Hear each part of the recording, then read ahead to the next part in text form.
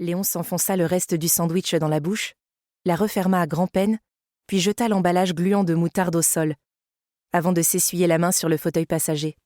« C'est la dernière fois », se jura-t-il intérieurement en avalant la bouillie insipide.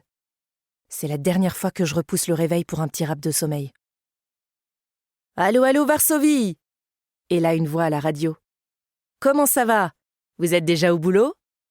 J'espère que oui, parce que le trafic sur les axes d'accès est de plus en plus dense.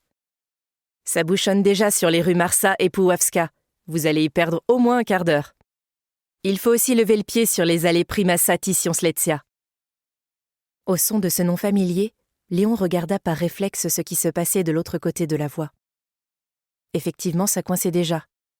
Des centaines de véhicules progressaient en direction du centre-ville à une allure digne d'un glacier, et klaxonnaient furieusement les automobiles qui forçaient le passage en provenance des rues perpendiculaires. Par chance, Léon roulait en sens inverse, vers les banlieues Targouvek et Géragne, avec leurs barres d'habitation couvertes de crépis pastel et leurs micro-usines délabrées qui servaient de siège à des petites et moyennes entreprises dont les noms se terminaient toujours en ex ou en pol. Léon travaillait pour l'une d'entre elles, chez Dietpol. Et si on prêtait foi au calcul de son GPS, il allait arriver sur place à 7h59. Ce qui voulait dire qu'il déboulerait à la Réunion hors d'haleine, mais à l'heure.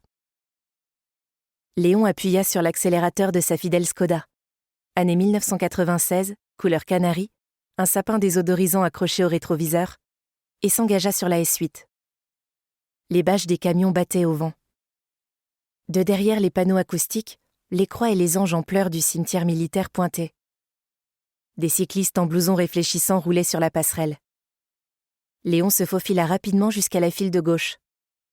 Le compteur indiqua 110, puis l'instant d'après, 120 km/h, soit 30 km au-dessus de la limite autorisée sur ce tronçon. Léon jura dans sa barbe. Il détestait contrevenir au code de la route. Et encore, si ça avait été pour la bonne cause, si cette réunion avait été importante. Mais Dietpol, ce n'était pas un hosto où on préparait une grève de cœur. Pas même un cabinet d'avocats où on définirait la ligne de défense d'un client accusé à tort. Non. Dietpol n'était qu'un producteur d'encas et de boissons peu caloriques, et le sujet du jour, c'était la nouvelle étiquette d'un jus de chou fermenté que Léon était censé dessiner. La dernière version n'avait pas plu au chef. « Trop rustaude », avait dit Mirao, l'homme qui occupait le poste au nom ronflant de Product Manager.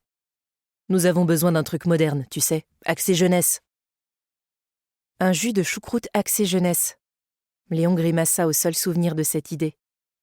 Vraiment, la civilisation occidentale arrivait à son terme. Pour continuer à écouter ce livre audio gratuitement, cliquez sur le lien dans la description et vous pourrez l'écouter en entier sans frais grâce à l'essai de 30 jours d'Audible.